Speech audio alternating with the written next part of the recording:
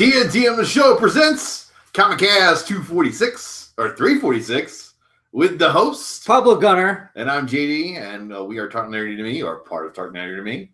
We're going to talk to you about the comics for the week of, what was it, July the 11th? The wife's birthday. Yeah. So happy birthday to Pablo's wife, Chelsana. Yeah. I'm going to try to get her to do movie reviews with me. Oh, okay. We're supposed to do an Ant-Man and Wasp movie review. So good. I told her we should just go buy the costumes from Walmart and then wear them for the review and then just go and return them. Yeah. Because that's all, and we're not going to use them again. Unless we go to a convention like that, but still they're cheesy costumes. So I'd rather do more legit, but of course that would be more expensive. Oh yeah. Absolutely. But she's I told her the other day, I was like, we could do Disney stuff. And she's like, what? You never told me. And I was like, yeah, people go to the conventions and Disney stuff all the time. Real? And she's like, oh my gosh, we could have done, Rapunzel and what's his name? Finn or I don't forget his name. Flynn, yeah. Who else? Prince Charming, which gets with all the chicks. Oh yeah. Depending on which prince it is. Yeah, but Cinderella would be the main one. Yeah.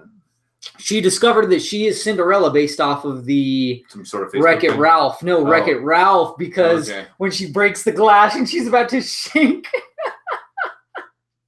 she's about to shake little what's her Vanellope von Schweetz. Yes. Oh my gosh. And I love those memes too. Oh, those memes are hilarious of those. Oh man, those are great. Are you going through the list of requirements to be a princess? Yes. Here we go. And then I think they have one for Full Metal Alchemist. Yeah, I posted that a few days ago. Yeah. So that one's funny, but there's other ones in there. They're funny. I think there's a Yu-Gi-Oh one as well. Yeah. But anyways, yeah, they're hilarious. So that movie looks really funny. You can review Incredibles 2 when you watch it, or if Incredibles 2, yes. Yeah. It was a great movie, but if you have epileptic seizures, please be warned that this is not a movie you should see in the theaters. Do you have seizures? No, but it caused mild headaches in children, so yeah. Okay, so not for kids. Well, I mean, again, it's for kids too, but again, be wary of seizures. There's a lot of black and white flashing lights. Okay. Rapidly, so just be warned. Good. That'll be the times you can keep the kids quiet. Maybe. Or the opposite. So, but anyways, I recently beat Kingdom Hearts, the first one, yes, and it only took me 15 years. There's a little story with that. I had it was on PlayStation 2, right? Yeah, it was on 2. It was on 2. I was playing it, but my PlayStation screwed up. It was throwing discs off inside it, so it was destroying my discs and it wouldn't play. And so that's when I stopped playing video games, and then somehow magically got a girlfriend one after another after that because I didn't have a console to play. Weird how that works. But anyways, that's why it took me so long. So I borrowed Kingdom Hearts HD 1.5 remix from my cousin Mark, who's been on the podcast before, Factotum, I call him. And so I've been playing it for a while. I really only play it when I'm here in the editing bay. When I'm editing, I'm waiting for stuff to process, I'll play it or whatever, or I'm editing podcasts, it's in the background and I'm listening for, breaks. For breaks, yeah, and stuff like that. And so just doing that stuff. So that's why I haven't been focusing on it too much. That's why it's taken me this long. The other reason is it's actually quite hard. I played on beginner and I still died a lot in the final boss fights. Against Riku, I died a lot, so I was like, okay, I'm gonna go do all these side quests and stuff and get all the puppies because that's always something I wanted to get. And then it wasn't too hard getting all the puppies, but there was other things getting everything though. I was like, forget it. I'm tired of because there's just a lot of retreading. The ultimate Keyblade. Yeah, and it was not worth it. It was not. I was like, nope, forget this. I'm just gonna beat it. I think I'm good enough. And so I kept on losing against what's his name? With the white hair. Ansem. Yeah, Ansem. I kept on losing to him too. And gosh, dude, I was so close because there was one part where he wasn't using any special attacks on me, just his regular attacks. And I was like, oh my God, this is easy. Yeah, I was just using my combos on him. And then all of a sudden, so he caught me off guard and all of a sudden used his special attack right when I was about to beat him. But I was I needed health too. So And of course, Donald's not going to heal you. It was the submit attack. Yeah, it was the submit. He used that submit with that demon, gets me, and like it was over after that. And I was like, damn it. And that's, oh, dude, I died so much. But the final boss fight was really cool, where you have to fight like the chaos, darkness demon or whatever. You have to destroy the different like pillars or whatever, and then like the orbs, and like it just gets really weird and crazy, but awesome, you know? So that was an awesome fight. It was really epic. I felt like Luke when he destroyed the Death Star. When I finally beat it, I was like, maniac? I was so, yes, okay. It feels really good. It feels really good. But yeah, no, it felt so good to finally beat it. I was like, oh my God, it took me like 15 years to beat this. Oh my God. So, and now I'm playing the rest of it, the Chain of Memories, and then 358/2. Which is just a movie. Okay. Which I've heard that it was just movie. Like cutscenes or something. So, but it wasn't an actual game though, wasn't it? Oh yeah, it was on the DS. Right. So how come it's not a full game on there? Because you can't port the controls over like that. Well, then how did they port the Chain of Memories one? They built it from the PS2 version. Oh, so there was a game that was Chain of Memories. There's a Game Boy version originally, and then this is. So what is the difference between the 2.5 and the 2.8? Okay, so 2.5 has Kingdom Hearts 2, Kingdom Hearts Birth by Sleep, and I believe it's coded. Like the movie. Okay. For coded. All right. 2.8 has. And those other games, what were those other games on? The Kingdom Hearts 2, of course, was on PlayStation 2. Okay. The Birth by Sleep was on PSP originally. All right. And the coded was actually on, I believe it's DS as well. Okay. 2.8 has the Dream Drop Distance, and it was rebuilt from the ground up, so it has the PlayStation controls built into it. Oh, nice. So yeah, that was really. Because I played that on the 3DS, and it was phenomenal on the 3DS. It also has the epilogue for Birth by Sleep. Okay. I think it's called 0.02 or something like that, or 0.2.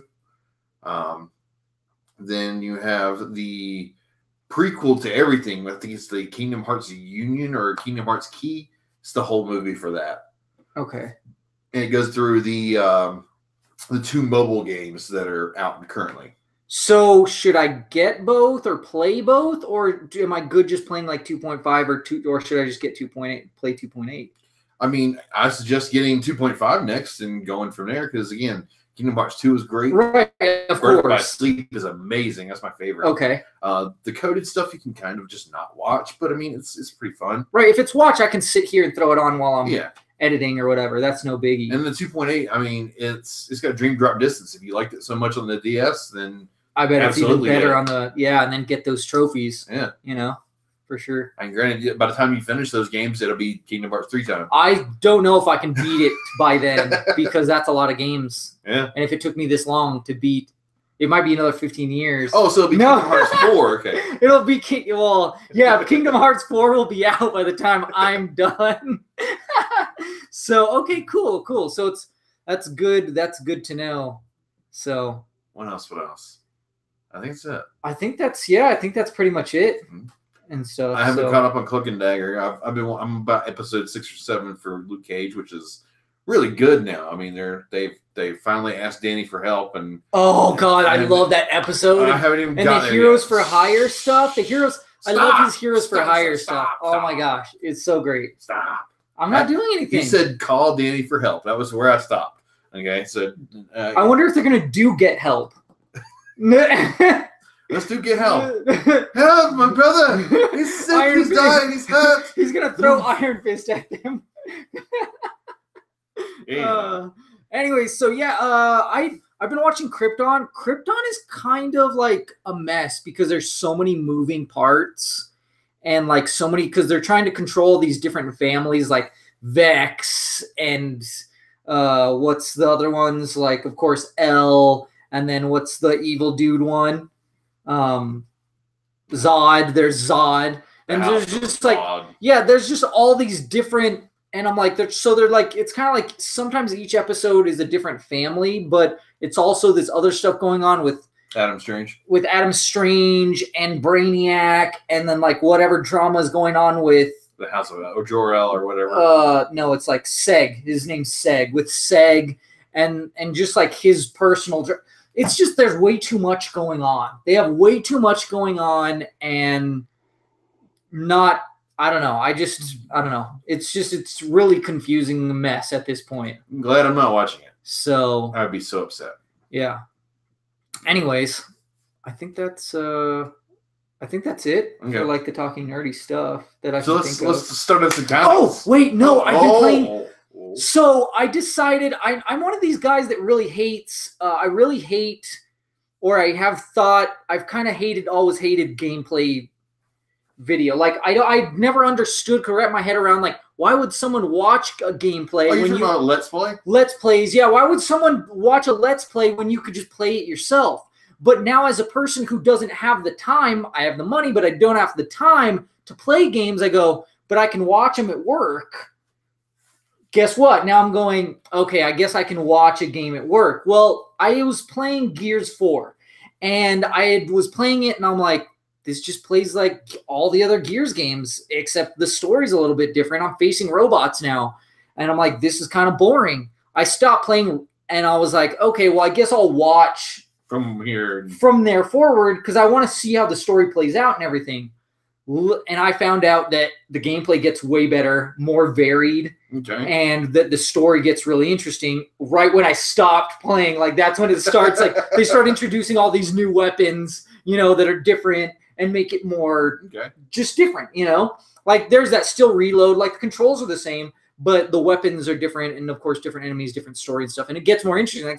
So I'm like, okay, now I have a reason to go back to that game. So I played that the other night for a few hours, and I played this section where it's kind of like in horde mode or whatever, where you do the defense. You can have you make points for each wave, and you can set up defenses, like, just weapons that shoot at the enemies that come and stuff like that, all that. So you do that in the game, and I was like, oh, that's cool that they implemented that into the game, and then like the next is like this, I think it's like a motorcycle part or something like that coming up soon, and that looks pretty legit. So yeah.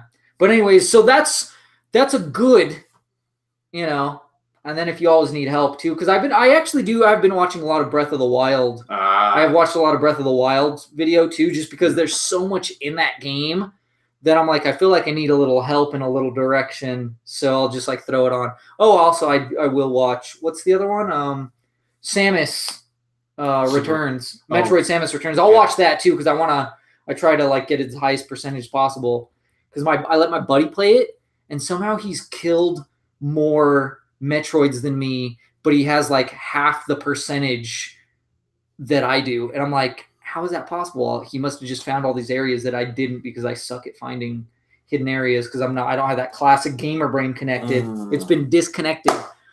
So, but anyways, I think it's time for me to shut up, and let's talk about how we review comics, right? Yeah. It's buy, skim, pass, variations on buy and skim, and then we'll have the runner-up and contender for the runner-up and the best book of the week, the Big Bow, back and bag of the week, where we take the pristine little bag and throw it in there and keep it safe for later times, for when the apocalypse happens and everybody sings, Country Roads Take Me Home. Yeah. We need that knowledge. Yeah. So anyways, so there's that. You said contenders. Yeah. You said B-Bow, runner-up. A 1 minute timer. We have a 1 minute timer just in case, so we don't go too much off the rails.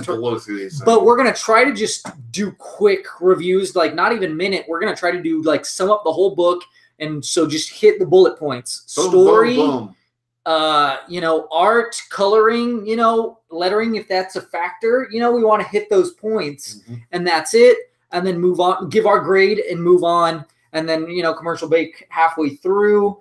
And then our B-Bow that's when we'll probably go into our books that we like the most. That's when we'll go into deep detail, spoil the crap out of them. Spoiler alert, just so you know. But the B-Bows and the runner-ups is where we're going to spoil the most. Okay?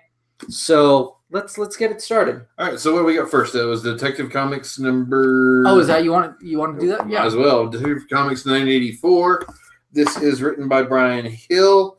Miguel Mendonca is the penciler. Diana Egia, whatever. It might be that. I don't know. Is the inker. Adriano Lucas is the colorist, and Sal Cipriano is the letterer. Cool. So this one is what's her name gets attacked by this Batman's Karma guy, Cassandra Cain, or Orphan. She's really awesome. Then Jefferson Pierce, I think it is, something like that. But anyways, he's Black Lightning. He gets recruited by Batman, and he's like, "Hey, I need you to teach these kids. You're a teacher." He's like, "Oh, you shouldn't even have these kids out here and stuff." Anyways, they show up. They fight this Karma guy, and this Karma like turns the Lightning evil, but he uses it against Batman and messes him up pretty fierce. It's pretty awesome.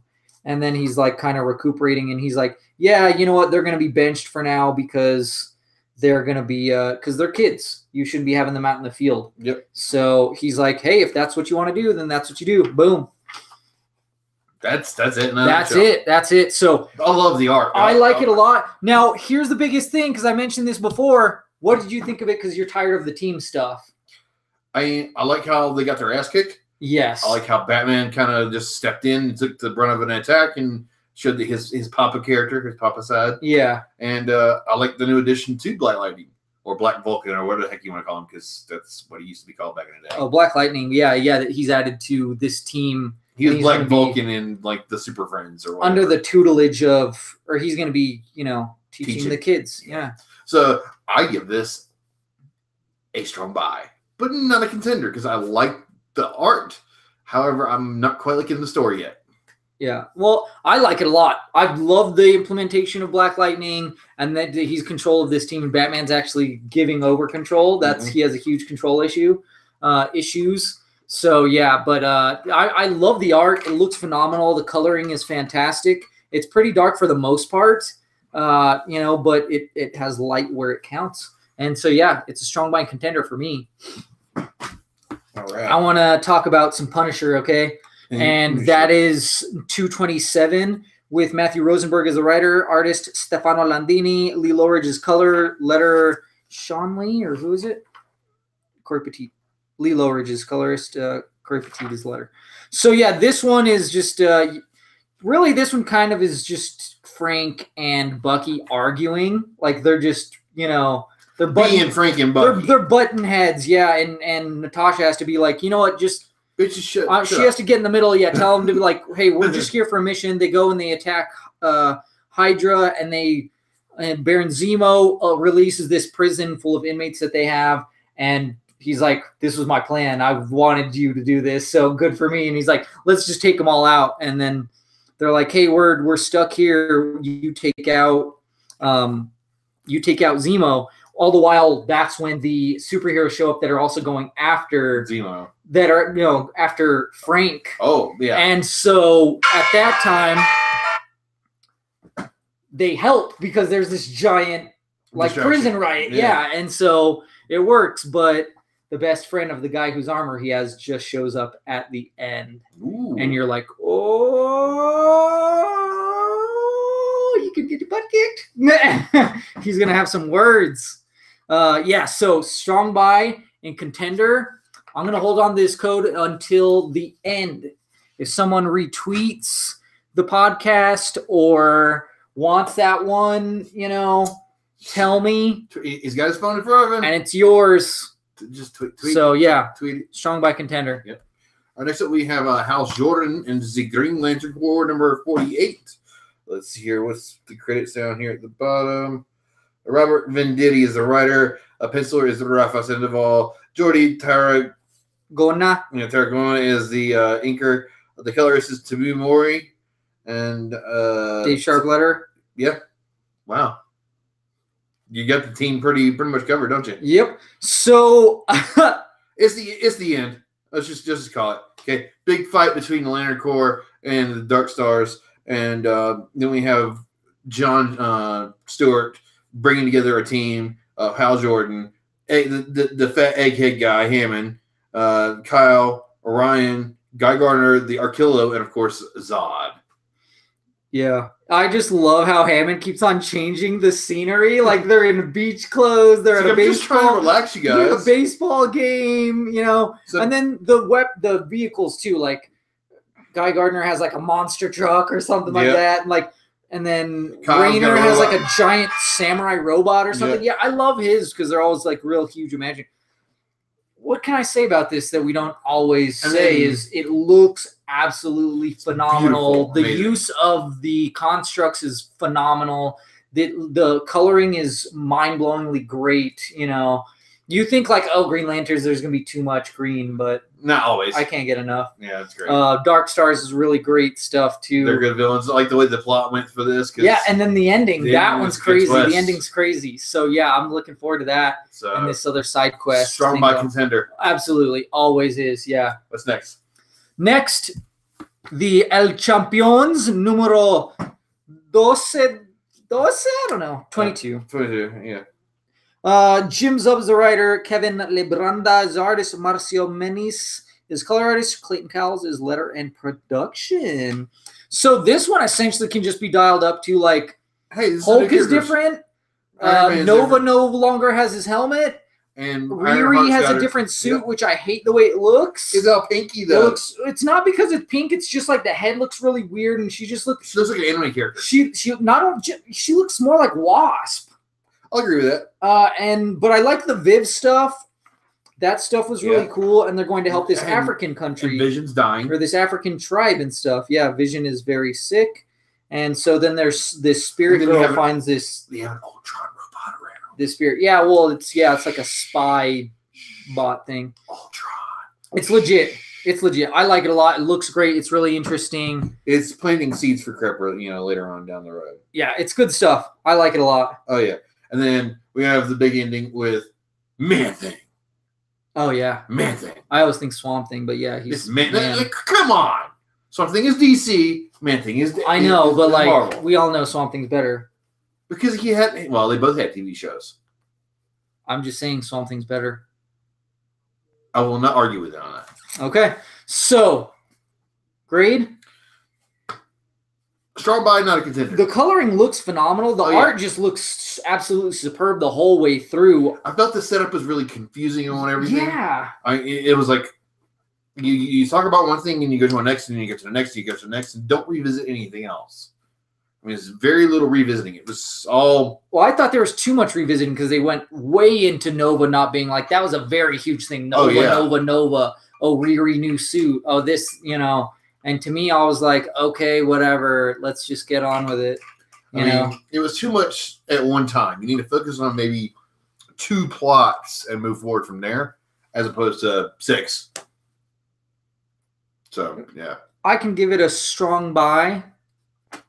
that's it. That's it, yeah. So it did. Here's a code for you. Digital code F for Fantastic, C for Cable, M for Marvel, 8, V for Victor, E for Echo, Z for Zarbon, K for Kilgore, Q for Quasar, 8, W for Wilson, Y for Yank. All right. What's next with Sticks? Flash? Savior of the universe. So, of the Speed Force. So Joshua Williamson is the writer, Howard Porter artist, hi-fi colorist, Steve Wan's letter. It is number 50. Yep. So it's the Flash War finale is It's what pretty it cool. is. It's pretty cool looking. These colors are amazing. Anyway, they're in the future, blah, blah, blah, blah, blah.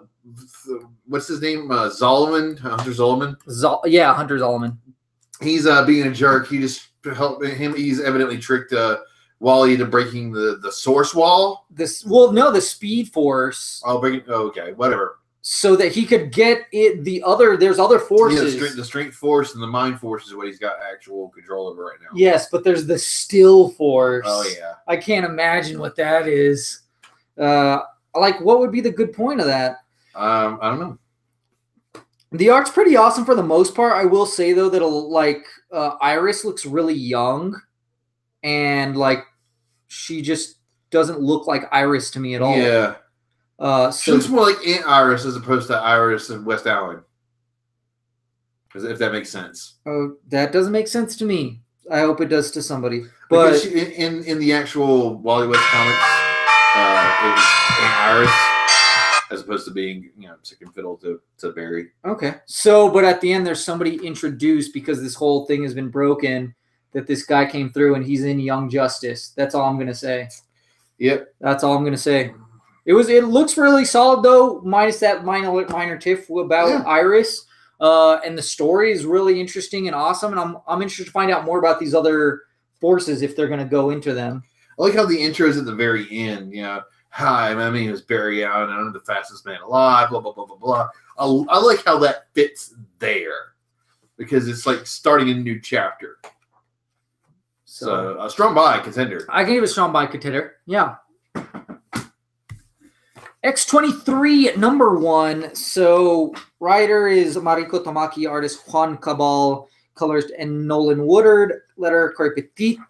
And what's her name is back to being X23 because she has some business to. She's not Wolverine anymore. Contend to because Wolverine is back, and it's her birthday. It's her birthday. Yes, it is. She doesn't want to. She doesn't want to tell anybody. Her and Gabby, Honey Badger, they're attacking these guys. Clones. This green guy that smells like a Band-Aid, apparently. Yeah, looking for clones. And she's all messed up. It's kind of funny. I don't know. They go to Hank to get some info about this lady that's missing. That's a geneticist. There's this weird interaction with the Stepford cuckoos. There used to be 5 of them. Yeah. There's 3 that were supposedly dead. Were dead. Are dead. And they have some connection. It's their birthday too. They have a connection to this lady that's missing. Yeah, that's all I feel like saying. Yeah, that sounds about right. So, strong buy contender. Love the hell out of this. This is a good start. This is a good first issue. It got me hooked. It gave me a villain. I mean, art was amazing. The story was great. It looks phenomenal. What can I say? It's a first issue. I like it. It's interesting. Yeah, it's serious. I thought they would catch on somehow, though. Yeah. Like, you had this interaction. Bull crap. Yeah. Well, like, I don't know. Would they smell the... Well, I guess if they don't know the scent of the lady, they can't really know that the scent of the lady is on them, right? Anyways. Yeah. Point being, still strong buy and contender. Yes. Here's the digital code. All right, A for Alpha, C for Charlie, 3 K for Kilo, 2 D for Delta, Z for Zed or Zulu, depending on what country you're in. K for Kilo, D for Delta, F for Foxtrot, Q for Quebec, and C for Charlie. Yeah. All right, we at the Man of Steel, the relaunch of Man of Steel. So, yeah, so they got to 1,000. Yep. And then they renumbered it to 1. Yeah. But this time it's with Brian Michael Bendis is the writer. Ivan Reese is the penciler. Joe Prado is the inker. And Alex Sinclair's doing the colors with Josh Reed doing the letters. There we go. Let's do it. So Lots of words. So a lot of it is kind of like a recap. Some of it is a recap. Like the words are the recap of what happened in the previous series. Man of Steel series. Yes. So I love the way these pages feel. I don't know why they feel different. But anyways, he's talking about this people that they attack Earth, and he's out looking for his family, and he's like, oh, I caught him before they even came to attack Earth. They're going to be upset about this. Mm-hmm. Maybe they will think next time. So he also gets help from the Justice League. To rebuild the fortress. I like how they keep on how Bendis keeps on implementing the Justice League helping him. He can't do this all by himself. Or just that, like, hey, they're there and it's going to happen. And Jean has some words with him. Yes, and he figures out a new place. He keeps ditching Jean to go save the day. Yeah, that's so dope. And so he, yeah.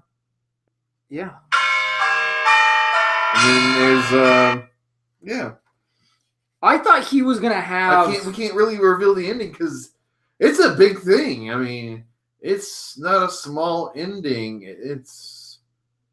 I thought he was gonna have what's his name fill in for him.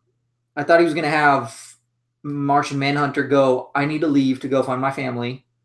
Can you sit here in Metropolis? Can you shape-shift into me and pretend to be me? And do all the things I would do here in Metropolis. Yeah. So, which might actually still happen. We don't know if that's going to happen or not. Because there's a big thing at the end. I mean. Because it's going to be different. Yeah. Again, another number 1 strong buy contender. I love the hell out of it. Yeah, sucked me in. I love the way the pages feel. It looks phenomenal the whole way through. And, yeah, Ben does a good job, man. Yeah, strong by contender. I'm gonna give you some kudos on this. Wrong pile, dude. Wrong pile. What? That's your strong by contender pile. This is anything else.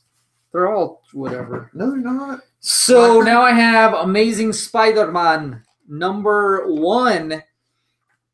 And loving these #1s this week. It's actually Peter. He's having a dream. And so hold on, sir. We gotta go through the credits. The credits. We have Nick Spencer as the writer. Let's Nick Spencer, if you don't remember, Nick Spencer is the guy that did Hydra Cap.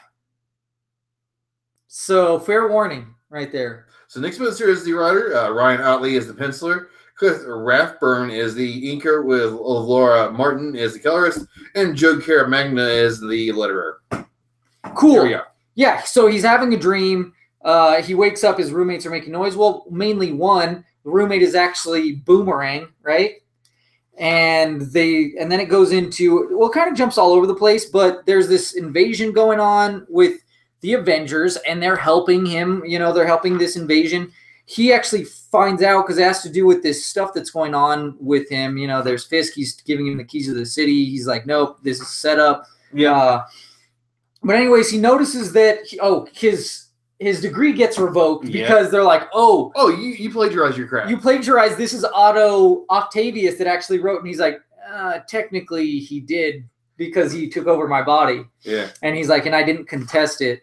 And, he's having issues with Aunt May. He's having issues with Mary Jane. And then he's like, oh, hey, there's a pattern here. And he figures out how to fix this pattern of these attacks that are going on. And he's like, I need to get my life together. I need to do the right thing, because my life is always, it's never been about that I do the wrong thing, but that I don't do the right thing. And you see all these things where he didn't do the right thing, and he's like, I need to correct this. I really like that. It really feels like going back to the roots. It's going back to basics. Stuff like that. And then there's also like this Mysterio thing going on. It's trippy as hell. So, dude, strong by contender. I love it. This is the Spidey I want. Yes, this is the Spidey I've been wanting. What I love that I love that this series reminds me why the Slott series was so bad, because it was like, I did all these things that wasn't like me.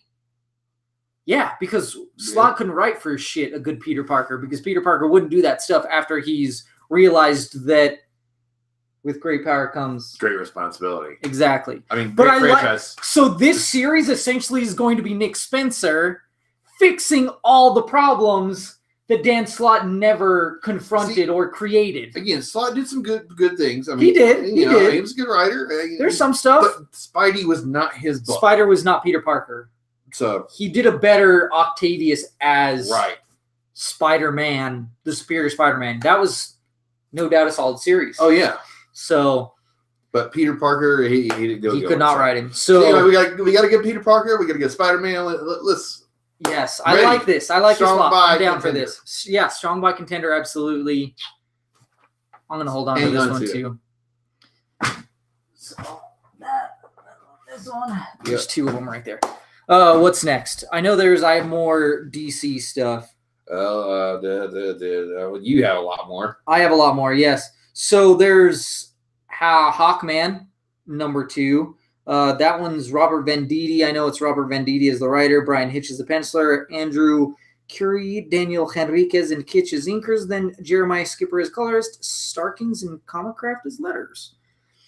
So this one, he's recollecting his past. He actually goes into this artifact that he made in one of his past lives, or this Egyptian thing, and he destroys it because there's something in it in one of the pillars.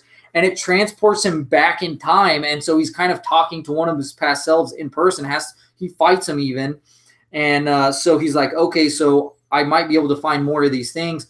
There's like this map and stuff. And so I think he's just going to be like kind of time traveling. Time hopping to a past lives. Yeah, to figure out how to defeat this great evil that's coming. So he's going to kick his own ass a couple times. It's going to be legit. Okay. I like it a lot. It looks really great. It's really interesting.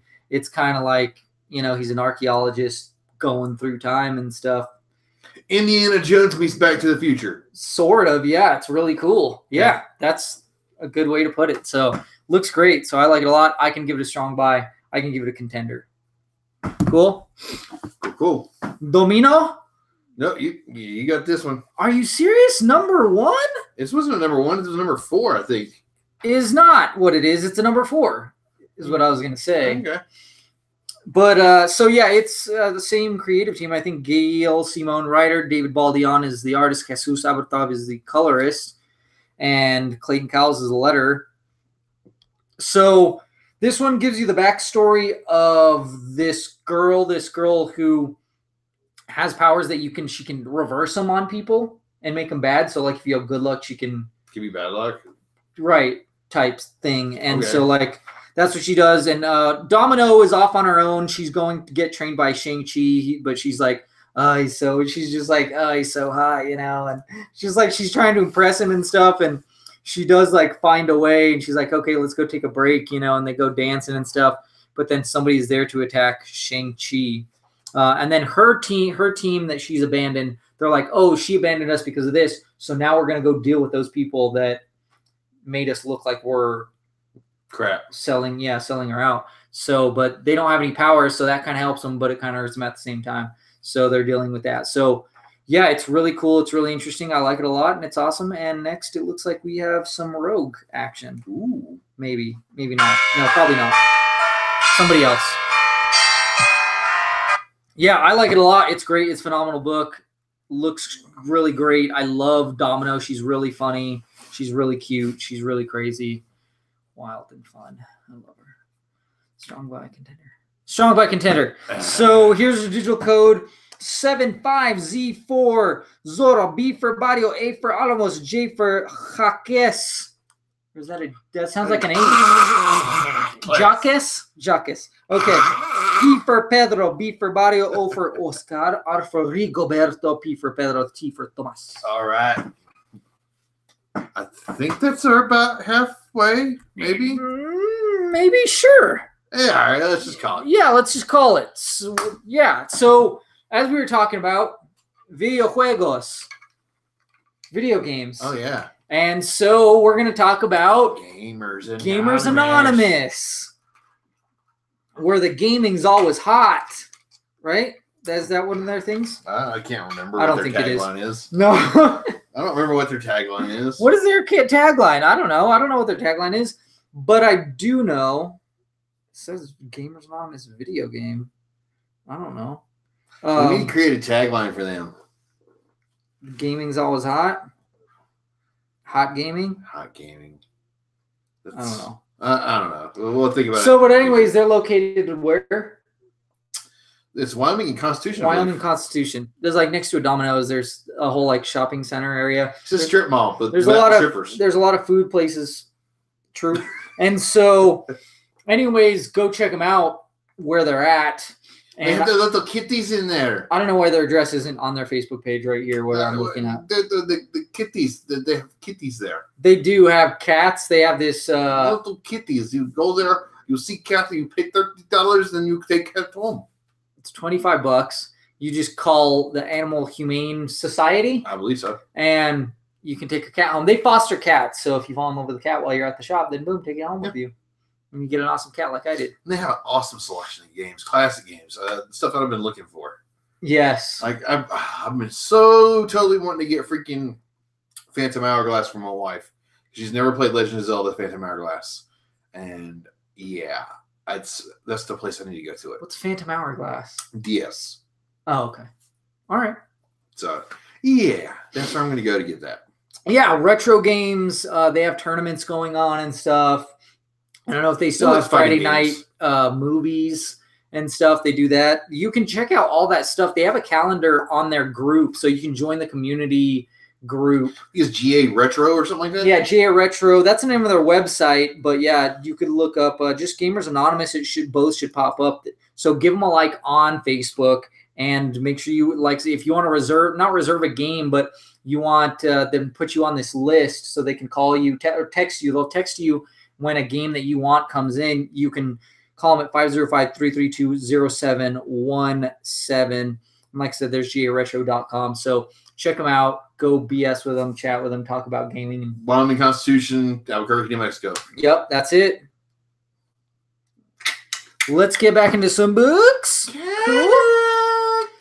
So I have Plastic Man #2, 6-issue miniseries. Unfortunately, I wish it was going longer because it's so funny. It is Gail Simone as the writer, Mello is the artist, and then Kelly, is it Fitzpatrick? I don't know.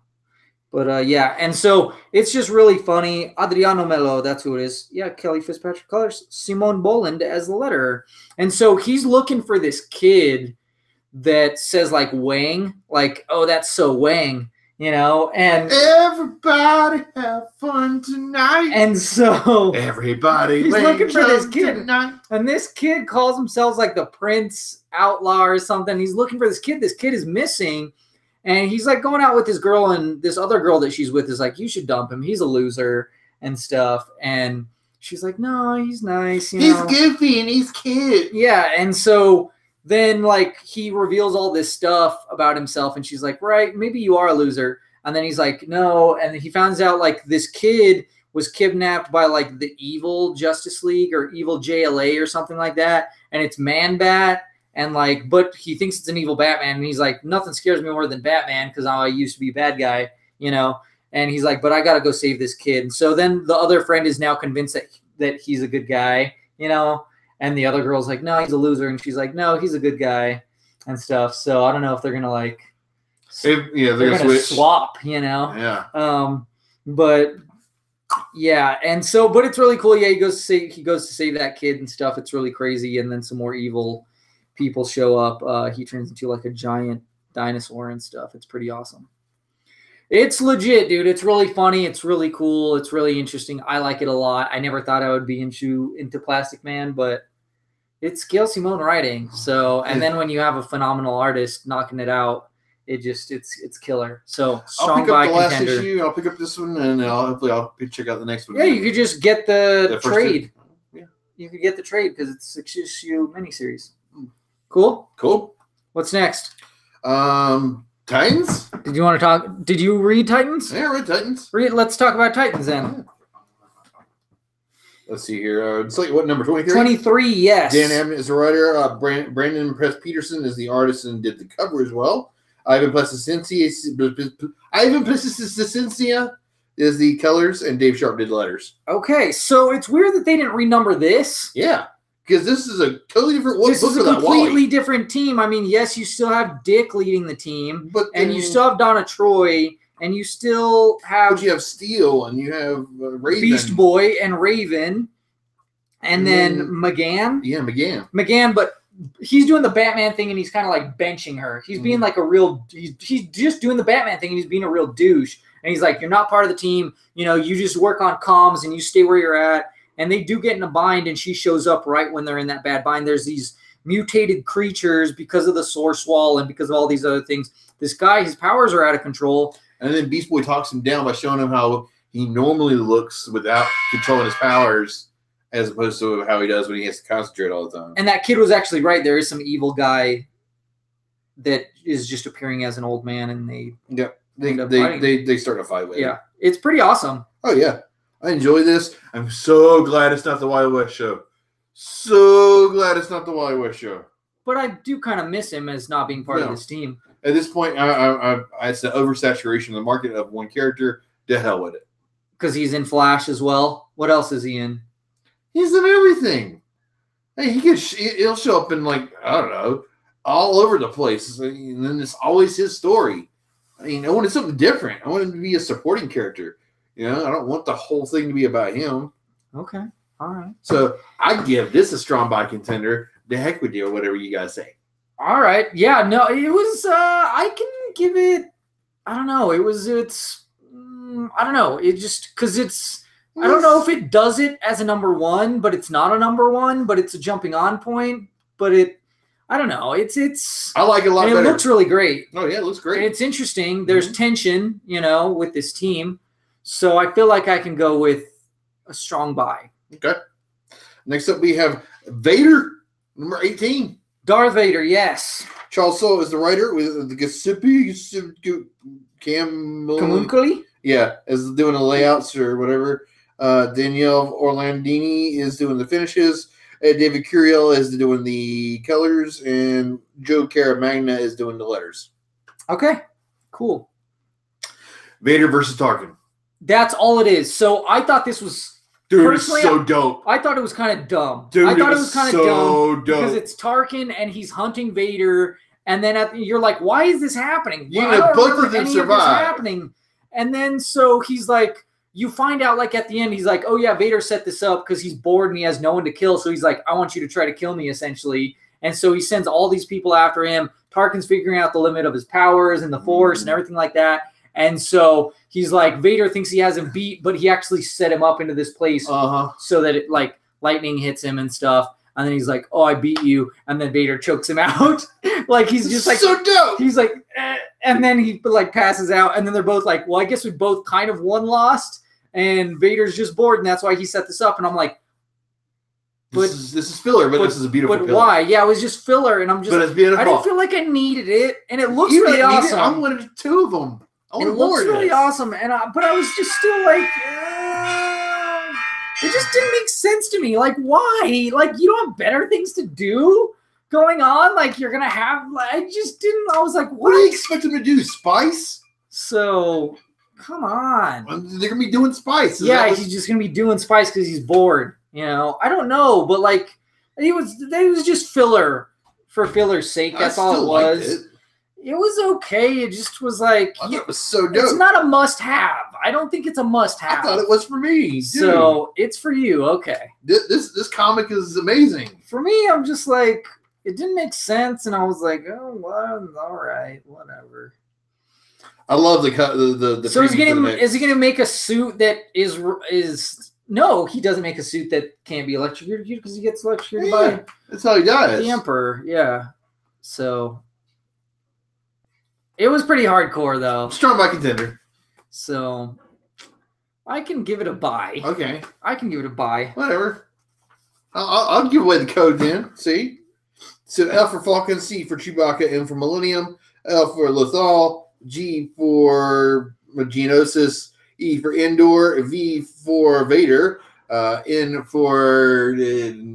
crap. Nihilus. Neum Num. There we go. V for Vader, 7 V for Vader, and K for Camino. Wow. Getting slack there. All right, Q. I have Sideways number 6. So the DC Spider-Man. Kind of. And it is Carmine, the Gian Domenico, and Dan DiDio is storytellers. Dan DiDio is dialogue. Dan Brown is colors.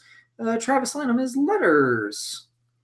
So this one is, this is when it's his moment. His Ben Parker moment. Oh, with great power comes great responsibility. Okay. Something bad happens to his mom. He's been avoiding his mom all day. And then now he's ready to talk to her. And she's dead. And she's dead. And he also helped this guy that's helping him learn his powers too. That's like this giant dude. That's like this old man. That's like some protector, and like this alien. He's going to die. Giant old...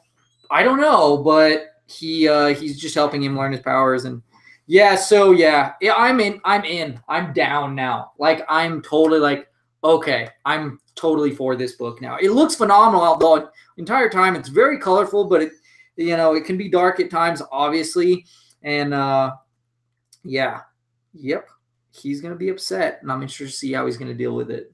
Cool. He's gonna hate himself. So. Which is great. I give it a strong buy contender for sure. Cool. I picked up Exiles number 5. Saladin, I'm in as the writer. Javier Rodriguez is the pencils and colors. Alvarado Lopez is the inks, and Joe Caramagna is the letterer. God, he's so busy. Okay, you picked it up as well. Yes, of course. All right. So, of course, we have King the Conqueror wearing the Galactus suit, being the Devourer of Time, or whatever the heck it is. They try and fight him. And Blink runs away and gets stuck in a place where there's a crap ton of Blinks from different multiverses and whatnot. Kamala Khan dies. She sacrifices herself. And they sick Wolverine, the little playful Wolverine. Wolvie. Wolvie on him. Yeah. They come across the Age of Apocalypse Sabretooth. That's pretty cool there. Kamala wants to kill him, though. But, he's different. So little Wolvie is immortal. Not he can't be killed. He's immortal. There is nothing there. We have a crap ton of Kangs coming out the woodwork. And then, of course, classic David Hasselhoff, Nick Fury. Let's call it like that. Classic David Hasselhoff, Nick Fury comes out the woodwork and saves the day, more or less. And then, of course, every version of Blink goes on and starts whooping up on Kang. And then they mourn Kamala Khan and go have a trip to the beach. That's it. But they have to fix the scarring that was caused upon the universe. Yeah, because so they still have a mission. There's still a mission. There's still a mission, but they're going to go relax for a little bit. So I love the heck out of this thing. This is The Exiles is one of my favorite comics. Period, like of all time. The original's run was amazing, and yeah, this is living up to it. Strong by contender. It was okay. I mean, it was kind of a confusing mess. That's what Exiles is. And so it's a confusing mess until you get down the road. I think this would be better in trade just because it's so weird and issues. Like it's just so like, all over the place. It would just be easier as a full story. So I think it will work better that way. I can give it. I give it a buy. Okay. So I don't know if we're going to keep getting it because of the way that it is in trade, though. That's fine. I'll keep reviewing it. All right, cool. Here's the digital code. F for Familia, C for Carlos, M for Marcos, W for Huerita, 1, D for Diego, I for Ignacio, U for Uganda, W for Huerita, 1, D for Diego, G for Gloria. All right. Next up, you got some Voltron of the universe. The legendary defender. Yeah, number 1. It says volume 3 at number 1. I didn't know there was other versions, but oh well. Writer Mitch Iverson, artist Rubin, color artist Benny Lobel, lettering and assembly and world design. So this one, I think it is in conjunction with what's going on with the actual show, which I think it's 5th season. So I think it takes place after that. They have this information. They are helping this one planet, and they do help them. Like they try to factor, all this data in, and they're like, oh, they're not doing what we expected them to do. We're just gonna have to go with the flow.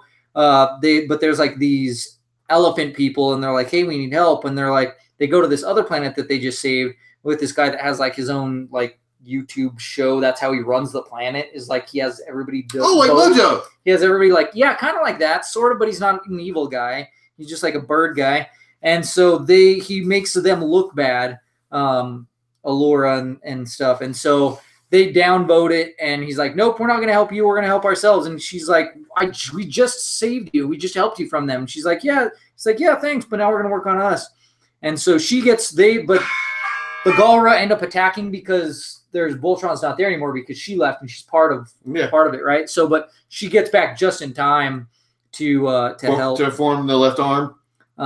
So they help and stuff, and then they're like, then other people from other systems, and I think even from that planet, decide to help because they put it on the TV. Their own, because Karan, he had found a way to like, hey, we're gonna view this so other people see it, so they send it's just really good. I love it because I can hear the voice actors' voices for these characters, and it's really great, and it looks just like the show. It's really intense. It's really awesome. Yes, I do prefer the show, but it goes really well in conjunction with it. Kind of scares me because I wonder, like, are they not making the show anymore because this kind of rolls right into the end of the last season. So I don't know, but yeah. I can give it a strong buy and contender. It's really great. Groovy. Cool. All right. What's next? Next, Amazing Spider-Man, Renew Your Vows, 21. Weird Science. With Jody Hauser is the writer. Artist is Scott Koblish, whatever. Ruth Redmond is the colorist. And Joe Caramagna is the letterer. Geez, that guy is everywhere this week. Hey, they work hard. So now she did tell her mom and dad, hey, I found a clone. Or something like that of that nature. And they're like, okay, they're all freaked out about it because he's like, I don't want her to go through what I went through. She's now back in contact with Normie, which is what, like the Green Goblin's grandson. Norman's grandson. But now he's running the company and stuff. And so Spider-Man actually goes to question him and is like, hey, do you know anything about your labs or anything like that? Anything that's been messed with? Because it sounds familiar. And Mary Jane introduces Anna to Ben Reilly and his story. Yes, as well as the fact that she was pregnant but lost the kid. Which is new information. Yeah, that's crazy. I always thought that this was May Parker, the child that they were originally supposed to have. So, but what's his name? Normie does actually find out that's one of his. There's a lab. Oscorp lab has been tampered with, and we find out a sinister situation. A sinister planner. There we go. So, yeah, it's interesting. I don't know. The art's kind of iffy. Like it's kind of. It's got moments. Messy a little bit. It does have its sloppy moments, but yeah, it fits though. It does work, right? Because it's an alternate timeline. You can see that here. It's something else. I mean, I like it. Strong buy contender. It's not bad. It works. So I can give it a strong buy. Dude, what is up with you today? You're just not liking it. Strong buy contender. I'm just being me. So 8, 9, P for Peter, S for Spider, T for gosh, I'm just like a deer in headlights. Trying to think of a Spider-Man villain that starts with a T. T-Crew. B for Bravo, D for Delta, Z for Zed, J for Julio. Zero, I guess. You see a 0 or O for Oscar, 1 and 2. R for Richard and X for X-Men. All right, cool. I have Immortal Men. The Immortal Men, I think it's number 4. Tyler Kirkham and James Signon, the 4 are storytellers. Arif Prianto is colors. Carlos Emangal is letterer. And so for this one, you get the backstory of the Immortal Man, like the main head dude, and how he came from, one set of gods and from Apocalypse, and then was raised on wherever Orion's world was, New Genesis. I think his is more actually. He's like a good Vandal Savage, pretty much is what happened. Like he got the radiation and stuff because this is an alternate universe or whatever. And so like him, I think Anna's sister or something, like part of this clan. And so like she went evil and he's like, we got to protect him. And she's like, her way of protecting is the evil way, And so she shows up and they're fighting them. Her and all the Immortal Men is fighting her and her group of like evil creatures. And so he's fighting her. He's immortal, so he's not really afraid. But the only way he can be killed is with the blood of those that he is saved, like that he is made immortal as well. Okay. And I don't think he knows, but her sword was like bathed in the blood of like an immortal man. So she's able to kill him. Finger to the throat means death. So yeah, it was really interesting. It looked phenomenal. It's awesome. This is the one that like is pretty like solidified, my interest. Okay. For sure. So what's your grade? I can give it a strong buy. I can give it a contender. Okay. Next up. What's next up? Looks like Miss Marvel. Miss Marvel? Marvel. Number 32. G. Willow Wilson is the writer. G. Willikers. Nico Leon is the artist. Ian Herring is color artist. Joe Caramagna lettering. And, oh man, this book looks phenomenal. We have Bruno, and he is talking to Kamala and is like, hey, so I had these ideas about your powers because we don't really know about how your powers work. So let's do some experiments if you're down with that. And she's like, okay. And she has her in a tank of water, like to see how it's displaced. When she goes big, when she goes small. And he's like, it's just weird because like your clothes get small and big with you. So there's something to that. And he gives her like this electromagnet thing, to help, but it actually throws her powers off. And so now she can't control her embiggening and her smallening, her shrinking and stuff. So, but then Shocker attacks and he's like, hey, I'm making a killing here in Jersey. I should have done this a long time ago and stuff. And she steps up to him. And then right when she's about to, she shrinks because she can't control it. And then Bruno's like, oh, I got to help her. And he goes to help her. And then Shocker is about to attack him, which is how they got in a bad situation the last time anyways, of like why he left and he doesn't want to be her sidekick. And they talked about that earlier in this issue. And yeah. Dun, dun, So it's like repeating the past, all over again. So we'll see. We'll see what happens next. I know what I want to see is I want to see him just throw her at him, and then she gets big like right before she hits Shocker. Fastball special? And then boom. More actually it would be kind of like a fastball special meets like the Hawkeye Ant-Man thing. Yeah. See what I'm saying? See where I'm going with that? Huh? That would be cool. Anyways, we'll see if that happens. It might be the really bad version of that situation. So, but still, it looks phenomenal. I love the way this book looks. It's had that consistent feel and look and tone, and I think it's mostly the coloring, but just the artists they get to. And but of course the storytelling. So strong buy. I can give it a contender, and I'll give the digital code away here with F for Familia, Z for Z is 0. I mean, it's 0. It's 0. There's no Z. It's just 0. And O for Oscar, C for Carlos, J for Jacques, another J for Jacques, I for Ignacio, 0, 5, T for Tomas, F for Familia, 2. All right, and then I picked up X-Men Bleu, number 31. I skimmed it, but it's nothing really special. I'm not even going to read the artists and stuff because it's all the same. Basically, they're hunting Magneto because he's doing some weird stuff. He's being evil now. He's being Magneto. Yeah. And he's hunting Emma Frost because he's pissed off at her. X-Men find her first. And they're trying to stop it. And that's it. Yeah. I mean, that's it. Yeah, it's a good book. So it's a buy. It looks decent. And it seems this one, it's a slow story, though. Mm. So it's another one, probably better in trade. But even then, I don't feel like it's going to be a strong buy in trade. Yeah, it's a buy right now. So I'll see where the next issue goes. Yeah. So I have. You want to quick fire these? Achi, number 32. It is Mark Waid and Ian Flynn's story, art by Audrey Mock, colors by Clay Fitzpatrick, lettering by Jack Morelli. And so the real dad of the twins is there. He's holding the school hostage, and they're trying to find out a plan, and they're like, let's just use Archie's bad luck to stop him. And they tell him to do all this stuff, and he actually doesn't make any mistakes. Oh. But then the principal like charges at him, and then Ricky, I think it's Ricky Mantle, he does something. He stops him. It's like a united effort to stop him, and yeah. Great.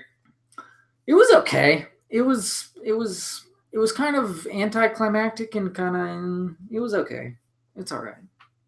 It's a buy. It's a buy. It's a buy. It's a buy.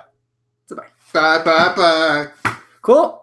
Next, The New Mutants Dead Souls number 5, and so this one, as the cover insists, it's Matthew Rosenberg is the writer, Adam Gorham as the artist, color artist Michael Garland with Andrew Crossley, and then Clayton Cowles' letter.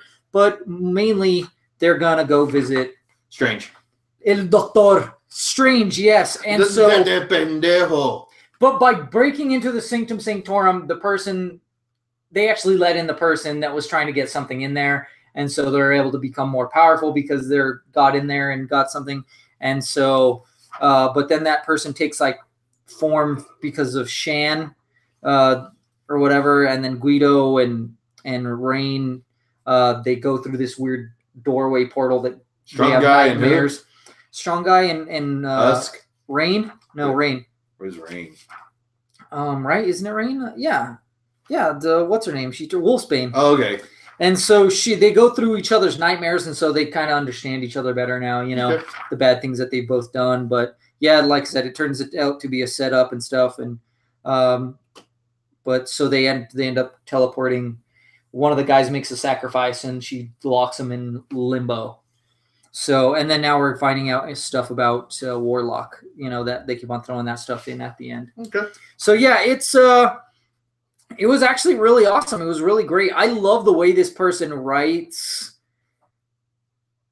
Wolfsbane, because the writing is like so it's so, what is she, Scottish? You can hear it. There's no way you can't. There's no way you can't. And a lot of the characters, that's the thing though, is I wish they would do that with all the characters though, because when Ileana speaks, I just hear regular. I don't hear Russian. You know what I mean? Don't hear I force it on myself. In Soviet Russia, we have characters above head that says we speak Russian or indicate the Russian accent or whatnot. So you have to tell letter or what's going on.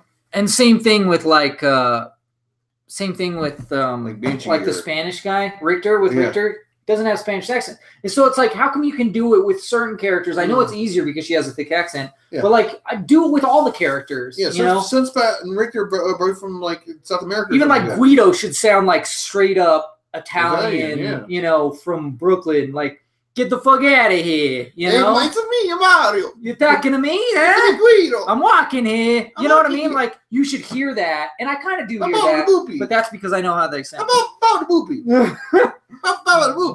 Boobity boppy. So I think there's one more issue because they have this stone and they're going to figure out what's going on. So yeah, anyways. What's your grade? I still like it, but it does have issues still, like I said, those things. And who's the letterer? Joe? What? Who was it? Was it Joe? Joe Caramania? Oh, was it Clayton or? So I don't know if that matters though, because it's more about like who writes it, right? Clayton Cowles. So I think it's more about the person who writes the dialogue. Clayton Cowles in this book. No, it's I think it's more about the dialogue who writes the dialogue. But anyways, I went on too long. Yeah, way too long. Is Digicode? It's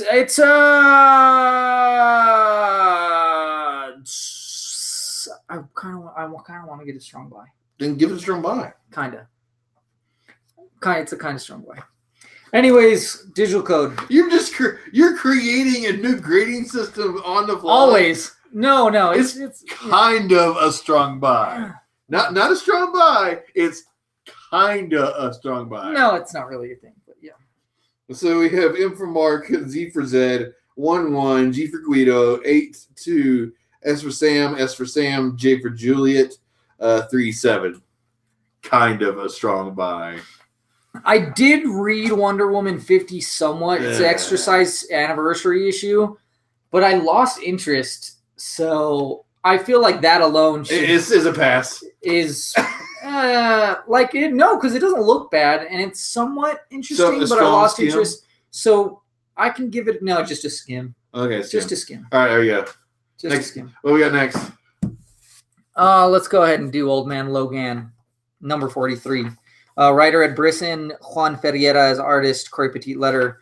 And so this one, it's essentially Bullseye, and he's killing people so that it makes Old Man Logan hunt him down. And there's this other lady that she's in this like suit, and she has a vendetta against Bullseye because he killed like her husband or something like that, or boyfriend. I don't know. He kills a lot of people.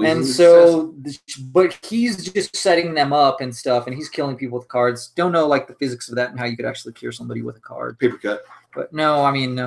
And so, explosion and stuff. But yeah, so it's the interesting beginning. It looks phenomenal. It looks really, really great. It's slow. I know this is going to be dragged out, but it's interesting and it looks great. So I can give it a strong buy. Cool. Here's a digital code. M for Marvel, S for Super, B for Bravo, Z for Zamboni, 9, A for Alpha, B for Bravo, T for Tank, 2, I for Icarus, 09. All right. What you got next? I think it's called Die, number 1, and it is Robert Kirkman as the writer, Scott M. Gimple as co-plot, who is the guy that he's the showrunner for Walking Dead. Then we have Chris Burnham as the artist, then Nathan Fairbairn as color artist, Russ Wooton as letterer. And it's just there's this guy, he drops the ticket. It's at a dog race, and he bumps into this dude, and then he gives him like a winning ticket. It distracts him and stuff, and you're like, okay, whatever. And then there's the dude that dropped the ticket gave that old man. He's getting attacked by these guys in a Hummer. I don't know if it's a Hummer 2 or a Hummer 3. I think it's a Hummer 3, but I'm not sure. But it's an H2. H2, okay. And so he's getting attacked, and he fights these guys off. It's pretty brutal. It's pretty awesome. But they attack him and get his nose cut off. And then it goes into like the lady that he works for, which is some senator. She's British, but I didn't get the British voice. Like apparently all of this is British, but I didn't get that. I didn't hear that in my head. It had the Cockney slang. I didn't hear it. Well, it's not Cockney because she's, you know, she's a politician. Yeah, so she's going to be more posh. Yes, it's very posh. But anyways, they described this whole story about how there's this guy, and then that old man. They gave him that ticket so that he could afford to retire, so that he wouldn't take care of this old lady, so that this other guy who is like not a politician, but he's like this kind of political dude though. A lobbyist. He's not a lobbyist, but he's trying to stop this railway from getting made, and so. Well, he's an activist. So an activist, yeah. So he goes to take care of his family instead of being involved with the railway, so that the railway can get made. And then this dude shows up, and he's like, "Hey, we got to go save your brother." And they go to recruit this guy because he's like, "Hey, something happened to your brother," and he's like, "That's it." I'm not. Like I said, I don't feel like they got the voice down of like the British. I don't hear the British at all, and I want to hear the British, and that's an issue for me. Also, I don't really care about any of the characters. They seem like they all kind of suck. So I'll give it a 2-issue try. Okay. If I see this second issue. This one just didn't do it for me enough, though. It looks, you know, pretty gruesome and pretty crazy. It's an interesting concept here, the way they explain the political system and stuff that. That's interesting to me. But overall, I can say that it just wasn't, I don't know, it just wasn't enough. So I can give it a buy. Okay. Last up you have, I believe, is the final issue for Thrawn. Yes, it's the final issue of Thrawn, number 6. Before you get into this, pick this book up on an actual book, audiobook, or in trade. Which I have picked up the audiobook. I just haven't had the chance to so listen to it yet. Writer is Jody Hauser. Nolan Woodard is the colorist. Luke Ross is the artist. Clayton Cowles is the letterer. With Timothy Zahn writing the source material. So this is just essentially Thrawn is explaining himself to this guy, Night Swan, and him explaining his whole plan and how he wants him to help with the Chiss ascendancy and how he gets his guy that he's been training this whole time to help with the Chiss ascendancy. And he wants to find out what's going on with all these resources, which is the Death Star. He wants to know what's up with the Death Star. And Project Stardust. And so he does end up meeting, because he solves this situation. He ends up meeting with the Emperor, and he says, Sheev Palpatine, I want to know what's up with the Death Star. And he's like, oh, it's not going to hurt you guys. Because he's afraid that it's going to destroy this Chiss ascendancy. Mm-hmm. And he's like, nope, you guys are safe. You're good. And he's like, okay, that's all I want to know. And he's like, oh, meet Vader. And that's pretty much it. So it's just wrapping everything up. Yep. So it's just wrapping everything up. So I can't really say like it's that strong of an issue because it's just wrapping everything up. Yep. So the book was way better. It looks great though. If you get it in trade, this whole trade will be amazing. Oh, absolutely. But if you lead by issues like he's been doing, you're not going to enjoy it as well. And then, of course, the audiobook is great. I mean, the regular book is amazing if you sit down and read it. I mean, again, Timothy Zahn is an amazing writer for Star Wars. So I can give it a strong buy, but I'm not going to give it a contender. Okay. Digital code. Oh, you read it off. What? Come on, this I'm guy. dying over here with. Okay, F for Falcon, C for Chameleon, M for Millennium, L for Loss, D for Dame, L for Loss, B for Bane, 9. I think it's a B, another B for Bane, but it might be an R for Revan. And then I don't know if it's a V or a Y, but it's one of those. And then 8. All right. So, and it's time to announce our back and bag of the week and runner up. So what do you got? My runner up is the Amazing Spider-Man #1. Yeah, it's going places. It's going places, and I like where it's going. Okay. My runner up is going to have to be the Punisher 227. You get to read that code. Because it was absolutely phenomenal. I love Bucky, and then him and Frank and Bucky just like button heads. That was great. And then just how, Castle's planning this whole thing out. How he gets in that prison. Like this was his plan to kill all those villains, all those inmates, that are villains and stuff. And then his plan too of like, hey, we're all going to team up and do it. But I know that the heroes are going to kind of come. And that'll serve as my perfect distraction to go kill Zemo. And then Tony Stark shows up at the end to take down Castle in his best friend's armor. So we'll see. I think Zemo's going to get away, unfortunately. Well, here's the digital code. Here's the digital code.